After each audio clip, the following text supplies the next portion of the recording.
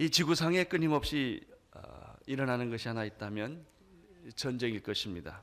창조 이래 한 번도 전쟁은 끝난 날이 없었습니다. 인간은 누구든지 전쟁을 싫어합니다. 전쟁을 환영하는 사람이 없지요. 그러나 이 전쟁은 그렇게 싫어하고 그 결과가 너무나 잔인하고 무섭지만 인간은 끊임없이 전쟁을 합니다. 고대의 전쟁으로부터 현대전에 이르기까지 그 무섭고 잔인하고 파괴적인 수많은 전쟁들을 우리는 기억하고 있습니다. 이러한 지구상에 있는 전쟁은 이것보다 더 무서운 전쟁이 있는데 영적 전쟁입니다. 공중 권세 잡은 사탄이 온 인류를 파괴하고 지옥에 끌고 가기 위한 끊임없는 전쟁입니다.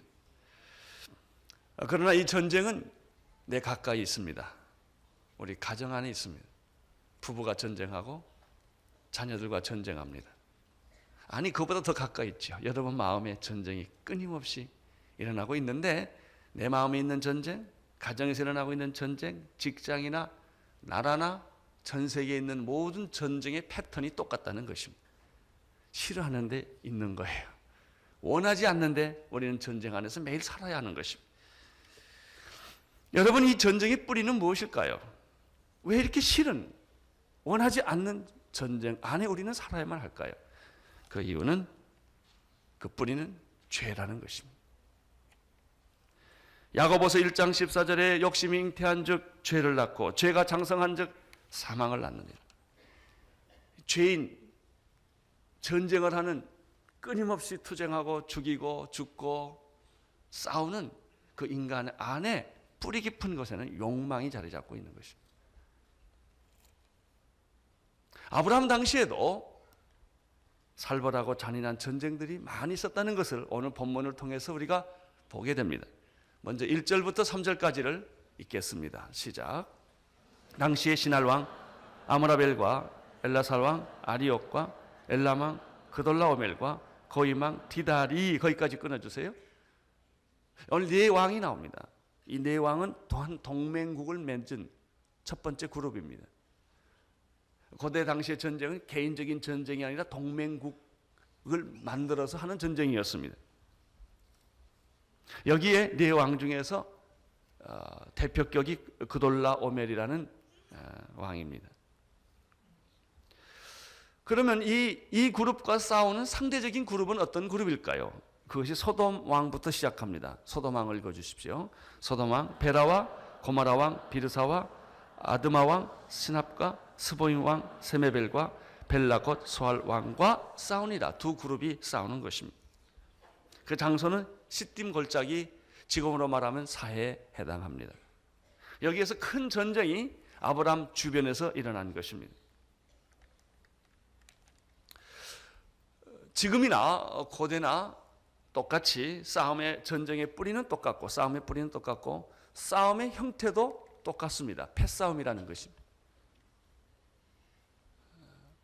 우리가 어렸을 때 우리는 동네 골목에서 열심히 싸웠습니다. 돌멩이 들고 이렇게 서로 싸웠는데 저도 굉장히 얼굴이 많이 깨지고 다친 기억이 있습니다. 왜냐하면 사실 그 당시에는 우리가, 요즘은 애들이 노는 게 참 다양했는데 그 당시에는 놀이개가 없었어요.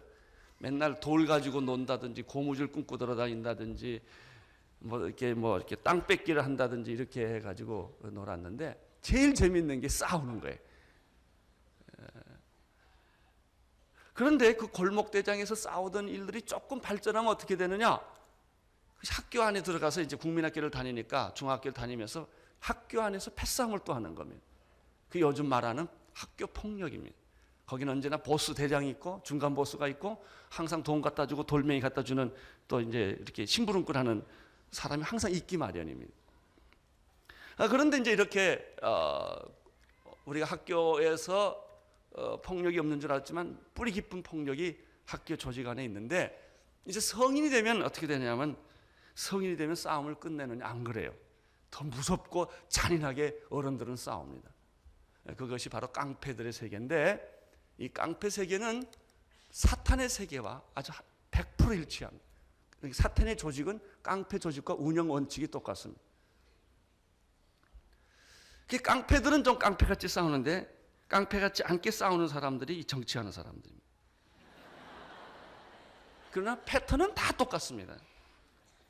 돈 버느라고 싸우고 죽이고 죽고 모함하고 사건 만들고 보스가 있고 갖다 바치는 사람이 있고 얻어먹는 사람이 있고 이런 패턴이 다 똑같아요.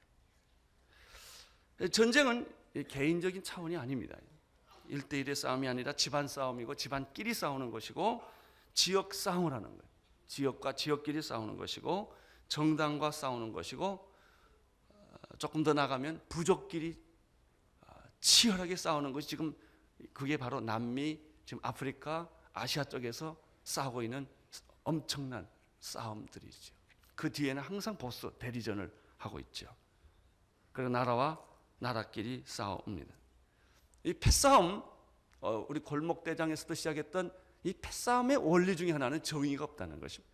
그들은 정의라는 이름을 가지고 얘기하지만 사실은 야망과 욕망일 뿐이에요. 이해관계, 이한 집산하는 거, 다 이리 갔다 저리 갔다 하는 것이 정의 때문에 가는 게 아니에요. 자기 살 길을 찾는 거고 세력을 만드는 것이고 그 이상 아무것도 없죠. 내가 소속한 패 이익과 주장과 정의를 부르짖는 것 외에는 이 전쟁의 다른 명분은 없습니다. 그러면 이렇게 고대에서 패싸움하는 그 원인은 어디에 있을까? 4절에 그 원인을 한마디로 지적을 해줍니다. 4절을 보십시오. 시작. 이들이 12년 동안 그돌라오메를 섬기다가 제 13년에 배반한지라. 거기서 눈에 띄는 단어 하나가 있어요. 배반이에요. 배반. 전쟁은 이 배반으로부터 시작되는 것이다. 그돌라오멜의 왕이 세력을 잡고 있었어요. 그래서 그들은 모든 약한 족속들을 다 섭렵을 했고 조공을 받았습니다. 소돔 왕 그룹은 조공을 바치는 입장이었고 힘이 없는 입장이었습니다. 12년 동안 끊임없이 그 큰 세력을 섬겼죠. 섬기면서 감사하면서 섬겼을까요? 아니죠. 내가 힘만 생겨라. 때만 기다리다 이를 갈며 섬기겠죠. 어느 날 힘이 생겼어요. 그래서 13년 되는 해 이 그돌라오멜을 대항할 만한 힘이 생겼다고 판단됐을 때 이 소돔 왕은 반역을 배신을 한 거예요. 이 배신이라는 게 참 웃기는 말입니다. 왜냐하면 소돔 왕이 왜 배신했을까요? 그돌라오멜이 12년 동안 착취했기 때문에 그래요. 사람들은 배신당한 것만 기억하고 배신한 건 기억 안 합니다. 다 왜 당신이 배신당했냐? 당신이 배신했기 때문에 그런 거예요. 그게 배신의 원칙이에요. 상처를 받는다는 말은 상처를 줬다는 말이에요. 그럼에도 불구하고 인간은 상처받은 것만 기억을 하고 상처받을 때는 IQ가 굉장히 올라갑니다. 상처 준 곳에 갈 때는 IQ가 다 내려 기억을 못합니다. 내가 언제 그랬냐 이게. 상처받은 사람은 당신이 그때 목소리는 이렇게 떨렸고 눈은 가라막이 떴고 이걸 다 기억하고 있습니다. 그래서 전쟁이 일어나는 거예요. 주는 자와 받는 자가 이 말이 다르기 때문에 당하는 사람은 분노가 생기는 거고 억울한 거고 10년 칼을 가는 거예요. 보자 이거예요. 내가 힘이 생기면 보자 이거예요. 때가 되면 보자 이거죠. 이제 전쟁이 생기는 것이죠. 12년 동안 소돔왕 그룹은 당했습니다. 13년째 소공을 안 바쳤습니다. 배반한지라. 드디어 배신당한 그돌라오멜. 사실 그는 배신당했다고 말할 처지가 못 되지만 자기는 분한 거예요. 아니 내가 키워줬더니 이제 좀 자랐다고 이제 이렇게 화가 난 거예요. 배신은 언제나 가까운 데서 일어나는 것입니다. 그렇게 믿었던 사람들, 그렇게 나를 순종했던 사람이 어느 날 증거를 다 모아가지고 와서 딱 덮쳐버리는 것이죠. 그것이 세상 역사고 전쟁의 끈입니다. 그돌라오멜 동맹군들은 발랑군을 진압하기 시작을 합니다. 5절에서 7절까지를 읽어주십시오. 시작. 제14년에 그돌라오멜과 그와 동행한 왕들이 나서서 아스드로 가르나임에서 르바 족속을, 함에서 스스 족속을, 샤웨 기리다임에서 엠 족속을 치고 호리 족속을 그 산 세일에서 쳐서 광야 근방 엘바란까지 이르렀으며 그들이 돌이켜 엔 미스밭 곧 가데스에 이르러 아말렉 족속의 온 땅과 하사손 다말에 사는 아모리 족속을 친지라. 그돌라 오멜과 그 동맹군들은 화가 났습니다. 내 그늘 안에서 살던 너희가 나를 반역을 해? 그리고 그들은 파죽지세로 이제 모든 반항하는 세력들을 섭렵을 합니다.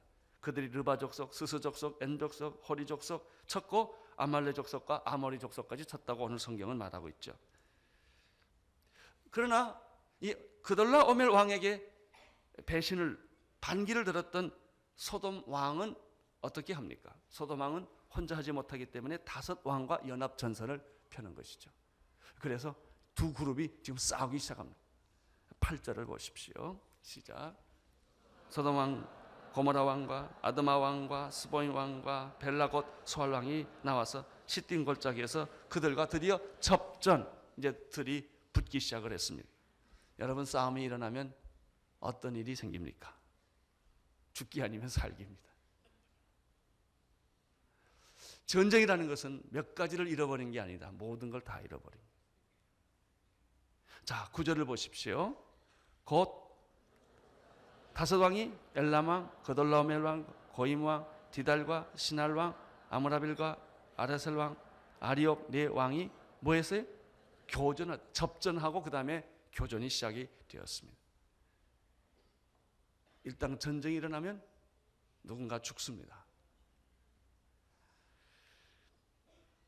한 사람이 죽든지 한 사람이 살든지 이렇게 되어 있습니다.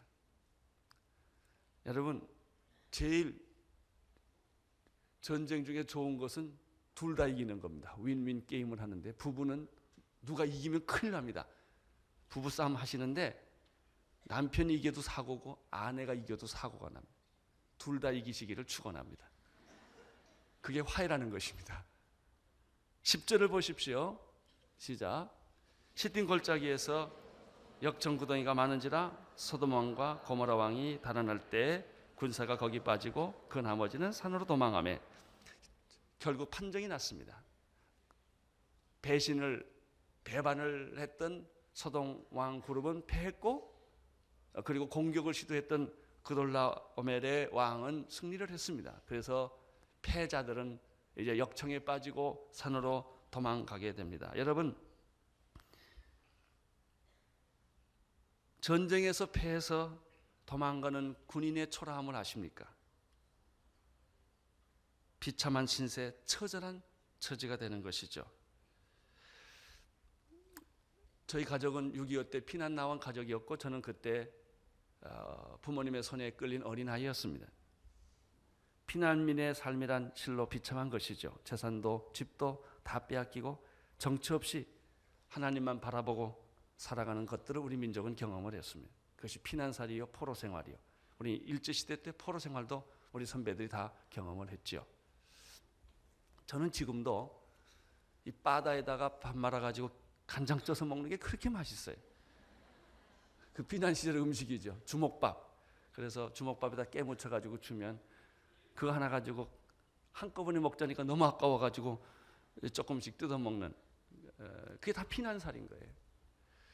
저는 지금도 성인이 되어서 이렇게 무슨 뭐 좋은 횟감이라든지 뭐 광어라든지 이런 거 먹는 것보다 꽁치 먹는 게 훨씬 더 은혜롭고 맛이 있습니다.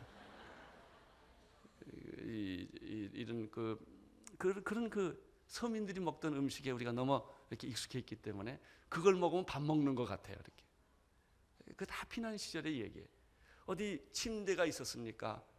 가족이 다 방 하나에 이렇게 엉켜서 살아갔던 그런 피난 시절이죠. 이게 패자의 삶이에요. 소돔과 고모라 왕이 전쟁에 패했을 때 그들은 모든 것을 다 빼앗겼죠. 도망가는 신세가 되고 말았습니다. 소돔과 고모라는 어떤 도시입니까? 화려하고 아름답고 매력 있는 도시입니다. 13장에 보면은 이 소돔과 고모라에 대해서 이렇게 설명합니다. 물된 동산 같고 여호와의 동산 같고 애굽과 같았다. 그래서 롯은 그 화려한 매력 있는 그 동산에 마음을 뺏겼어요. 아브라함과 함께 있기를 원치 않고 그는 가족을 끌고 자기를 행복해 해줄 것만 같은 그 소돔이라는 성으로 그는 이주를 해 간 것이죠. 성경은 이 소돔에 대해서 이렇게 표현하고 있습니다. 13장 13절 지난번에 뵀는데요. 한마디로 소돔은 어떤 곳인가? 13장 13절에 소돔에 대한 설명이 있습니다. 읽어주십시오. 소돔 사람은 악하여 여호와 앞에 큰 죄인이었다. 소돔의 문화는 아름다웠어요. 여러분, 화려한 데 속지 마십시오. 언제나 화려한 데는 문제가 있습니다. 매력 있는 사람 너무 좋아하지 마십시오. 사고가 있습니다. 그럴듯한데 함정이 있습니다. 그 사람들은 자꾸 그런 데를 빠져가는 것입니다. 소돔은 멋있고 좋고 살만한 데예요. 그러나 거기에 사는 인간들은 다 죄인이었고 악을 행하는 사람들이었기 때문에 심지어 거기는 그때부터 동성연애가 있었고 성적인 부패가 있었고 무서운 죄악이 현대와 비교할 수 없는 무서운 죄악들이 있었기 때문에 하나님은 결국 참지 못하여 유황과 불로 소돔 도시 전체를 아주 깡그리 부셔버린 것입니다. 그런 성이 소돔과 고모라입니다. 왜 소돔과 고모라를 여기에 언급을 했을까? 그 많은 전쟁들이 있고 그 많은 갈등이 있는데 왜 이 창세기에 소돔과 고모라가 나오는 것일까? 그 이유는 간단합니다. 소돔 안에 그래도 하나님 보시기에 별로 아름다운 삶을 살지는 못했지만 그래도 아브라함의 조카인 롯이 살고 있기 때문입니다. 하나님은 소돔이라는 도시보다는 롯에 더 관심이 있는 거예요. 그래서 바로 이 롯이 소돔이 멸망할 때 롯도 함께 멸망을 했기 때문에 이 소돔과 고모라가 이 성경에 등장을 하는 것입니다. 11절, 12절을 보십시오. 시작. 내 왕이 소돔과 고모라의 모든 재물과 양식을 빼앗아가고 소돔에 거하는 아브라함의 조카 롯도 사로잡고 그 재물까지 노력하여 갔더라. 우리나라 말에 미워도 내 자식이라는 말이 있습니다. 미운 짓만 골라 해도 어떡합니까? 내 자식인 것.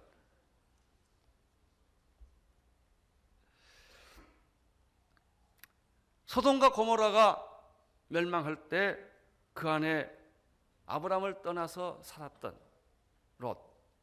롯은요 성경 보면 평생 좋은 일을 해본 일이 없어요. 항상 남에게 신세 지고 사는 사람. 어떤 사람은요 평생 남에게 신세만 지고 살다 죽는 사람이 있어요. 롯이 그런 사람. 롯은 예쁜 사람이 아니에요. 하는 짓들이 곱지가 않아요. 늘 불편해요. 이런 사람은 좀 멀리 떨어져 있고 싶어요. 아브라함에게서 롯이 떠났을 때 얼마나 아브라함이 시원했을까요? 아브라함은 사실 롯을 그렇게 달갑게 생각하지 않는 사람. 우리들 주변에 친척 가운데 그런 분들이 있어요. 항상 돈 뜯어가고 힘들게 하고 괴롭히고 저분이 좀 안 왔으면 좋겠다. 그래서 어떤 때는 자기 돈 다 가져가고 사고를 저지르고 갔어요. 근데 그렇게 나가가지고 그 사람이 행복하게 잘 살면 얼마나 좋겠습니까는 나가서 암에 들고 폐가 망신하고 엉망이 돼버리고 이럴 때 어떻게 하냐 이거예요. 아브라함이 어떻게 하냐 이것이 오늘 본문의 주제입니다. 우리들 주변에 그런 분들이 있어요. 날 힘들게 하고 내 재산 다 뺏어가고 내 사업 다 망가뜨리고 떠났어요. 잘 사는 줄 알았더니 폐가 망신하고 엉망이 돼버린 거예요. 속으로 잘됐다. 사람은 그렇게 생각하죠. 겉으로는 안 됐습니다 라고 말하지만 속으로 고소한 거예요. 이게.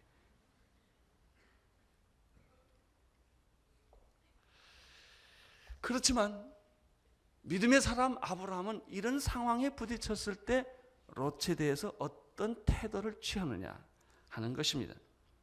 롯은 고민하기 시작합니다. 이미 자기를 떠난 사람이에요. 자기 몫을 가지고 다 챙긴 사람이에요. 더 이상 아브라함은 롯을 돌봐야 될 이유가 없지요. 그러나 그 소식을 들었을 때 아브라함은 괴로워하기 시작을 합니다.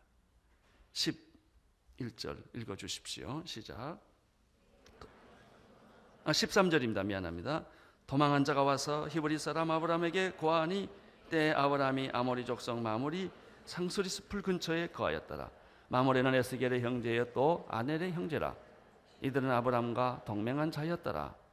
믿음의 사람 아브라함은 기막힌 소식을 들었을 때 그것을 모른다, 귀를 막고 눈을 막고 무관심하게 할 수가 없었습니다. 우리는 여기서 굉장히 중요한 사실 하나를 배웁니다. 믿음의 사람은 귀를 막고 눈을 막지 않는다는 것입니다. 믿음의 사람은 비록 예쁜 사람도 아니고 달가운 사람도 아니고 나에게 늘 힘들었던 사람이고 나를 괴롭혔던 사람이라 할지라도 그가 위기에 부딪혔을 때 그는 행동하는 사람이다 하는 것입니다. 아브라함은 어떻게 행동을 했습니까? 14절 15절입니다. 시작. 아브라함이 그의 조카 사로잡혔음을 듣고 집에서 길리고 연습한 자 318인을 거느리고 단까지 쫓아가서 그의 가신들을 나누어 밤을 타서 그들을 쳐서 파하고 다메섹의 좌편 호박까지 쫓아갔다. 아브라함은 더 이상 지체하거나 주저하지 않았습니다. 그는 모종의 행동을 취한 것입니다. 그렇습니다. 믿음의 사람은 생각하는 사람이 아니라 행동하는 사람입니다. 그것도 나에게 잘해주지 않는 사람에게, 그것도 나를 떠난 사람에게, 그것도 내 인생에게 큰 상처를 입힌 사람이 어려움을 겪었을 때 찾아가서 그를 돕고 그를 격려하고 그를 축복해 준다고 하는 것입니다. 이것이 아브라함을 통해서 배우는 믿음의 사람의 한 모습입니다. 우리 마음속에는 과거에 나에게 잘못했거나 해를 끼친 사람에게는 한 번쯤 혼내주려는 그런 생각이 있죠. 혼내줘야 되겠다. 혼낸다는 혼을 밖으로 잠깐 빼겠다는 그 말이에요. 그 사람은. 여러분, 이런 소리는 절대 하지 않게 되기를 바랍니다. 여러분, 자녀를 혼내지 않게 되기를 축원합니다. 그냥 사랑하시지 아이들 버릇 고친다고 혼내지 마세요. 모든 여성분 남자 버릇 고치지 마십시오. 그냥 사랑하세요. 남자들은 부인을 혼내면 안 돼요. 사랑해야 돼요. 대부분의 많은 사람들, 모든 인간들은 자기에게 잘못한 사람한테 복수를 하는 거예요. 보복을 하는 거예요. 어떻게 해서든 뒤에서 해코지를 하고 싶은 게 죄인의 전형적인 모습이에요. 믿음의 사람은 아닙니다. 믿음의 사람은 자기에게 해코지했던 사람이 위기에 부딪혔을 때 도와준다고 하는 것입니다. 오늘 13절, 14절을 보면 14절, 15절을 보면은 아브라함에게서 또 한 가지 특이한 사실 하나를 배우게 됩니다. 자, 그는 어쨌든 그냥 있을 수가 없는 거예요. 뭔가 그 사람을 가서 도와야 되는 거예요. 그럼 아브라함이 그걸 도울 능력과 힘이 있느냐? 오늘 성경에 보니까 자기 집에서 길리온 사람이 318명이라고 그랬는데, 아니 318명 가지고 그돌라오멜의 이 4개의 왕이 모인 연합군을 이길 수 있을 것 같아요? 소돔 왕도 고모르 왕도 다 나갔는데, 모든 족속이 다 나갔는데 게임이 되겠습니까? 안 되죠. 아브라함의 믿음은 무엇인가? 그는 내가 이길 수 있느냐 없느냐를 따지지 않았다는 것입니다. 똑똑한 사람은 계산을 합니다. 투자할 거냐 말 거냐, 덤벼들 거냐 말 거냐. 그래서 계산이 안 맞으면 안 하는 거예요. 이게 똑똑한 사람이에요. 이게 합리적인 인간이요. 세상에서 보는 많은 사람들이에요. 믿음의 사람은 내가 할 수 있느냐 없느냐를 묻지 않아요. 이게 하나님의 뜻이냐 아니냐를 물어요. 하나님의 뜻이면 내가 죽어도 하는 거예요. 믿음으로 하는 거예요. 하나님께 의지하고 맡기고 계란을 바위에 치는 일이 있다 할지라도 행동하는 것이죠. 이게 믿음이에요. 여러분, 믿음이란 게 뭐예요? 내가 생각하고 내가 판단하고 내가 할 수 있는 거 하는 것은 그건 믿음이 아니죠. 그건 당신 결정이지요. 여러분, 믿음이라는 것은 내가 할 수 없을지라도 불가능할지라도 하는 거예요. 하나님이 원하니까 행동하는 것이죠. 그래서 아브라함은 무모한 짓을 합니다. 자기 집에서 길리온 가신 318명을 이끌고 밤에 자기 조카 롯이 지금 잡혀있는 거기에 뛰어들어가서 밤에 야경을 타서 작전을 펴서 순식간에 덮쳐버리는 것입니다. 그렇습니다. 믿음의 사람 아브라함은 자기가 싫어하는 사람, 자기에게 해를 끼쳤던 사람이 위기에 부딪혔을 때 못 들은 척, 못 본 척 하지 않고 뛰어들어서 구원했다. 아브라함의 믿음은 자기가 할 수 없는 일이지만 해야 한다는 그 명분 때문에 죽을 각오를 하고 손해볼 각오를 하고 아무 갈등 없이 뛰어들었다. 저는 이 본문을 보면서 그 생각을 했어요. 우리가 한동대학이 어려울 때 뛰어든 것은 우리 교인들이 이건 과분한 일이었고 우리가 할 능력을 초월한 거예요. 그러나 교인들은 그 일을 선택했고 그 일을 했어요. 그것은 믿음입니다. 이성이 아니었어요. 상식적인 판단이 아니었어요. 홍해를 건너는 것은 믿음이었어요. 여리고성을 들어가는 것은 믿음이었어요. 군대의 숫자나 전략이나 모든 것으로 불가능한 일이지만 그것은 해야 하는 일이기 때문에 믿음으로 한 거예요. 그때 하나님은 기적을 베풀어 주시고 믿음의 능력이 나타나는 것입니다.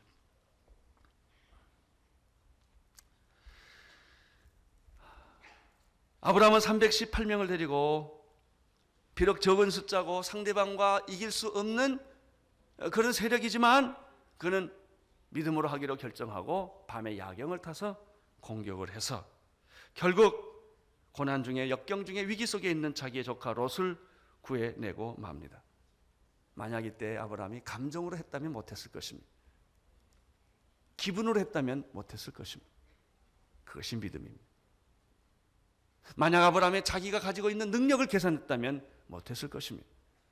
하나님을 신뢰하고 그는 행동한 것입니다. 그 결과 어떤 일이 생겼습니까? 16절을 보십시오. 그 결과 시작. 모든 빼앗겼던 재물과 자기 조카 롯과 그 재물과 또 부녀와 인민을 다 찾아왔더라. 할렐루야. 믿음의 행동은 이런 결과를 가져왔습니다. 이것은 있을 수 없는 일이고 불가능한 일입니다. 아브라함이 계산하고 한 거 아니에요. 죽을 각오를 하고 덤빈 거예요. 죽겠다 하고 덤빈 거예요. 믿음이란 뭐냐? 죽겠다 하고 덤비는 겁니다. 하나님이 함께 계시기 때문에, 하나님이 기뻐하시기 때문에.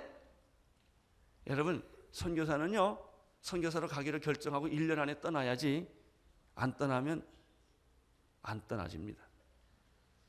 안 떠날 이유가 너무 많아요. 내가 지금 떠나면 내 미래는 어떻게 되며 내 자녀는 어떻게 되며 선교기금은 누가 주며 캄캄합니다. 그거 다 챙긴 다음에 가는 것은 60세 돼야 갈 거예요. 안 돼요. 믿음으로 가는 거예요. 믿음으로 일을 저지르는 거예요. 그때 하나님의 기적은 우리와 함께 계시는 줄로 믿습니다. 나는 오늘 이 본문을 보면서 두 가지 적용을 하게 되었습니다. 첫째는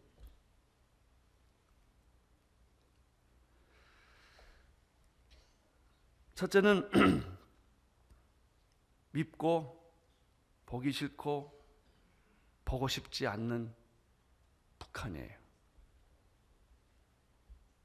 이건 꼭 롯과 같아요. 우리는 전쟁을 했고 6.25를 거쳤고 피차 상처를 많이 줬어요. 그리고 많은 세월이 지났습니다. 그런데 북한이 잘 됐으면 참 좋겠는데 생존하기가 어려워요. 우리가 그 소식을 듣는 거예요. 자, 그러면 믿음의 사람들은 북한에 대해서 어떻게 해야 될 거냐 하는 문제가 생깁니다. 못 들은 척 할 것인가? 못 본 척 할 것인가?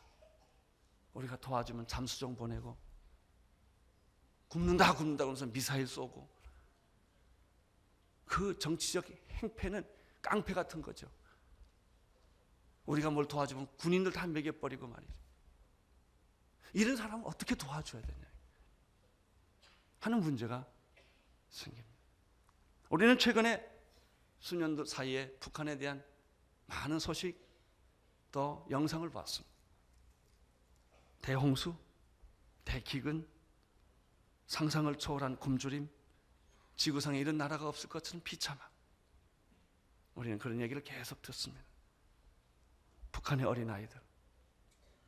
우리 교회 목사님 한 분이 북한에 갔다가 신의주에서 밤 12시가 11시가 넘어서 길거리에 거짓대로 엄마고 찾는 그 아이들을 보고 잠을 못 자고 돌아와서도 너무 마음이 아파서 교회를 못 오고 기도원으로 바로 가버리셨어요. 그 아이들이 너무 아파서. 이건 우리 현실이에요. 여러분, 나 혼자 행복하다고 행복합니까? 나 혼자 잘 먹고 잘 산다고 내가 행복합니까? 그럴 수가 없죠. 내 동족이, 내 가족이 굶주리고 죽어가고 있는데 어찌 나 혼자만 행복할 수가 있겠습니까? 북한 전역에서 들려오는 죽음의 소리, 고통의 소리, 우리가 어떻게 귀를 막을 수가 있고 어떻게 우리가 모른 척할 수가 있겠습니까? 북한 당국의 정치적 죄악은 용서할 수 없는 일이지만 그러한 이유 때문에 굶주리고 있는 나의 동족을 외면한다면 하나님은 우리에 대해서 어떤 생각을 하고 계실까 하는 것입니다. 나에게 상처를 주고 떠난 사람이었지만 그 사람이 죽을 병에 걸리고 폐가 망신하고 이제는 시체처럼 사는 그 사람을 나는 어떻게 해야 할 것인가?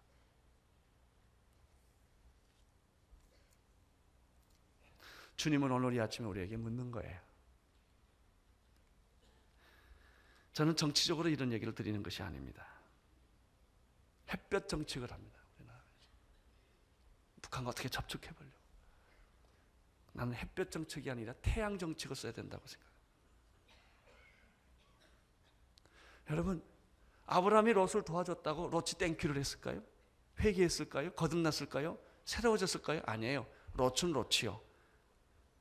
아무리 도와줘도 그 사람은 그 사람이에요. 그거 기대하지 마세요. 여러분이 잘해줬다고 그 사람이 여러분이 무슨 보상을 할 거냐? 그건 사랑 아니에요. 그냥 사랑하는 거예요. 그냥 용서하는 거예요. 그냥 베푸는 거예요. 이것이 믿음의 사람입니다. 그래서 믿음의 사람이 가는 길은 외롭고 고독한 것이죠. 보상이 없는 일, 이익이 안 나는 일을 계속하기 때문에 그런 것입니다. 추운 겨울에는 사람들이 옷을 벗지 않습니다. 바람이 불면 불수록 찬바람이 그렇게 생각합니다. 내가 내 옷은 반드시 벗기고 마야 말겠다. 그리고 막 세게 바람을 불면 불수록 사람은 옷을 더 껴안는 법이에요. 따뜻한 바람이 나타났어요. 따뜻하게 바람을 빛을 내려지니까 그렇게 두껍게 옷을 입고 있던 사람이 옷을 벗기 시작하는 것이죠. 사랑은 사람을 변화시킵니다. 여러분의 아내가 변하는 유일한 방법은 사랑이요. 여러분의 부인의 발을 닦아줄 때 부인은 돌아와요. 여러분의 남편 박치기하고 싸워보세요. 이혼밖에 하는 게 없어요. 사랑해요.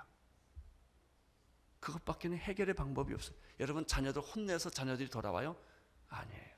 사랑해야 돼요. 북한은 조건 없이 사랑을 받아야 돼. 뺨을 치고 발길질하고 별짓을 다 해도 우리는 사랑해야 돼. 사랑하면 상처를 남기지 않습니다. 폭력으로 이기면 상처가 남습니다. 이겨도 상처가 남는 법입니다. 또 하나 적용을 하고 싶습니다. 그것은 우리 주변의 친척들입니다. 여러분들 주변에 친척들이 있을 것입니다. 다 그런 것은 아니겠지만 친척과 관계가 나쁘신 분들은 오늘 여러분이 사랑을 베풀어 주시기를 부탁을 드립니다. 이것이 오늘 메시지입니다. 힘들고 어렵고 사랑할 수 없는 사람이라 할지라도 아브라함이 롯을 찾아가 구원했던 것처럼 우리는 그들을 다시 사랑하고 용서하고 감싸주는 걸 하나님은 원하십니다. 디모데전서 5장 8절의 말씀으로 제 얘기를 마치고자 합니다. 누구든지 자기의 친족, 특히 자기 가족을 돌보지 아니하면 믿음을 배반한 자요 불신자보다 더 악하니라. 주님은 우리에게 원수까지 사랑하라고 하셨습니다. 사랑을 받느냐 안 받느냐 그 사람의 문제. 그 사람이 회개하느냐 안 하느냐 그 사람 문제. 그건 내 문제 아니에요. 내 문제는 무엇입니까? 그럼에도 불구하고 위기에 처해 있는 사람을 도와주고 구원해 주는 것입니다. 이것이 믿음입니다. 기도하겠습니다. 하나님 아버지, 우리 주변에 많은 분들이 계십니다. 사랑하게 하시고 용서하게 하시고 그들이 어려움에 처했을 때 도와주게 하여 주옵소서. 예수님 이름으로 기도드립니다.